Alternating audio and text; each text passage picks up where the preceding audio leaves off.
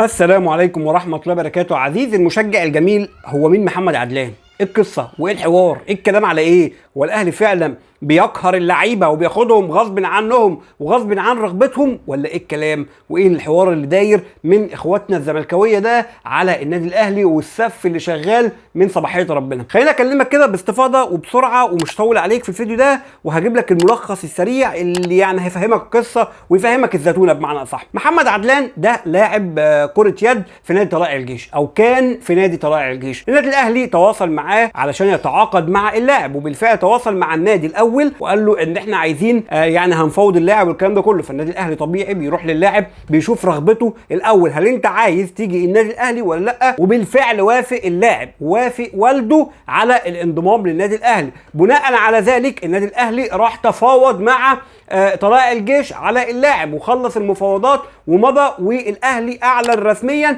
وبالفعل نادي طلائع الجيش بعت للنادي الاهلي الاستغناء. هل النادي الاهلي ده كله غلطان؟ مفيش اي كلام، وسيستم في النادي الاهلي هو متبع يعني من قديم الازل وماشيين عليه وكل الناس عارفاه. نفوجئ النهارده باللاعب منزل فيديو ان هو لا، انا رغبتي الاولى الزمالك وعايز اروح الزمالك وما تحرمونيش من الزمالك وانتوا كده ضد رغبتي، وحاجات كده ايه فيها صعبانيات. واول ما نشير الفيديو ده كان اللاعب الكبير الزملكاوي الكابتن والقائد فريق كرة القدم وكلنا عارفينه طبعا. لما جيت الكلام على الموضوع بقى، الناس واخواتنا الزملكاويه هوبا بقى ياخدوا الفيديو ده يشيروه وبصوا ويستغلوا الكابتن الله يرحمه احمد رفعت بنفس الموضوع، يقول لك بص احمد رفعت جديد وقضيه ومش عارف ايه، واللاعب بيستغل واللاعب بيضطهد والنادي الاهلي وفساد المنظومه وحاجات كبيره قوي قوي قوي من جانب جمهور الزمالك، والناس بتضغط في النقطه دي ومسوقه سمعه النادي الاهلي. يا نهار، انت مدرك اللي انتوا يا جماعه؟ هل النادي الاهلي طبيعي اصلا طول عمره ده بيحصل معاه؟ ابدا.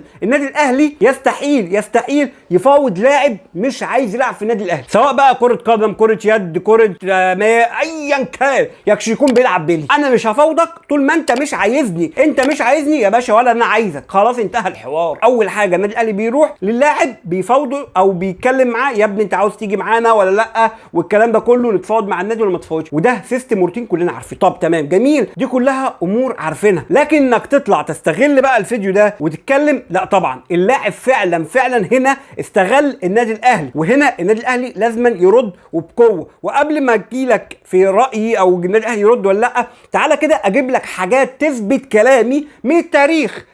يعني حضرتك اسال شيكابالا اللي هو واحد من الناس اللي شيروا الفيديو ويعني بعتوه على السوشيال ميديا. اساله هو لما جه مضى في الاهلي وبعد كده قال للاهلي وادارته معلش سامحوني انا عايز ارجع الزمالك تاني، عملوا ايه معاه؟ الاهلي عمل ايه معاه؟ مش قال له حقك اهو؟ هل الاهلي اضطهده؟ هل الاهلي مش عارف ايه؟ فممكن كان ساعتها استغلك بقى يا معلم، ده انت نجم كبير بقى ومش عارف ايه والكلام ده كله، وهتروح لغريم التقليدي. لا تعالى انت باضي عندي وحقي وقانوني. ولكن الاهلي ما اتبعش ده خالص. وايضا لعيبه كتيره، جمال حمزه وايمن حفني، لعيبه كتيره كانوا ماضيين في الاهلي، وبعد كده لما كانت رغبتهم الزمالك الاهلي ساب لهم العقد. فهنا طب الاهلي ليه ما سابش للاعب العقد؟ لان اللاعب هنا ما راحش للاهلي دغري. اللاعب هنا قال للاهلي انا عايزك ورغبتي و100 فل 14، وبالفعل مضى للاهلي. بعد كده يروح يستغل الاهلي ويطلع فيديو صعبانيات ومش عارف ايه. لا يا باشا، تعالى بقى اخد حقي القانوني، تعالى بقى انا لازم اخد حقي. ليه؟ لان انت هنا ما مشيتش معايا دغري، انت هنا استغليت اسمي وورطتني اعلاميا وطلعتني ان انا وحش وجوخه لا. تعالى بقى وناخد حقنا بالقانون. وهنا الاهلي لازما ياخد حقه من اللاعب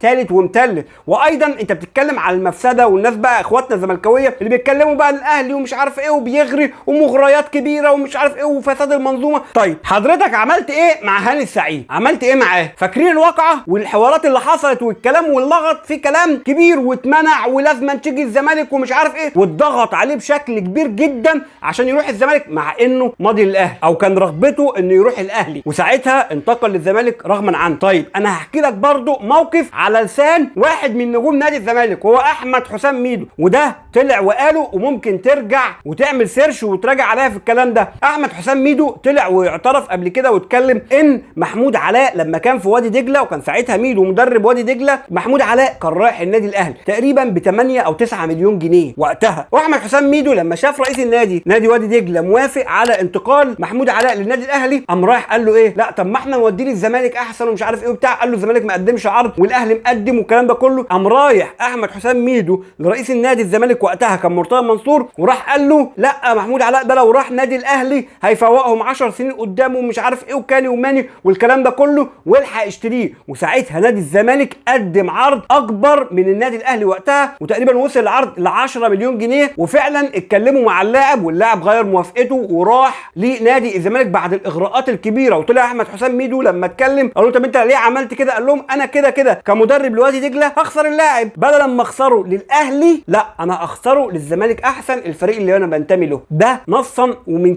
لسان احمد ميدو. فاذا مين اللي بيضيع الدنيا؟ مين يا جماعه اللي بيبوظ الدنيا؟ الاهلي عمره لا كان ولا هيكون يجيب لاعب يلعب ويلبس فانيلته وهو مش عايز ابدا ابدا. فكون بقى الصعبانيات دي وان احنا نربطها بموقف حصل وهو الكابتن احمد رفعت الله يرحمه ونبدا نلعب على النقطه دي كتير ونستغلها، لا بلاش. لان اللاعب هنا هو اللي استغل الاهلي وهو اللي ما جاش صريح، مع انه هو ووالده كانوا موافقين 100% ان هم يروحوا النادي الاهلي. دلوقتي لما الاهلي اعلن رسميا ان اللاعب انتقل له، جاي دلوقتي تقول وما تحرمونيش من حلم حياتي؟ لا تعالى بقى وكل واحد ياخد حقه بالقانون. انا معايا عقودك وفي نادي مفاوضك وماضي في نادي تاني او الكلام ده كله، لا يا معلم تعالى وحقي وحقك. والنادي الاهلي عمره ما بيسيب حقه، والنادي الاهلي لازما ما يسيبش حقه. لو انت عايز تعمل حاجه ما تعملهاش دلوقتي، خد حقك بالقانون، وما يكون حقك في ايدك اتنازل عنه براحتك. لكن لابد،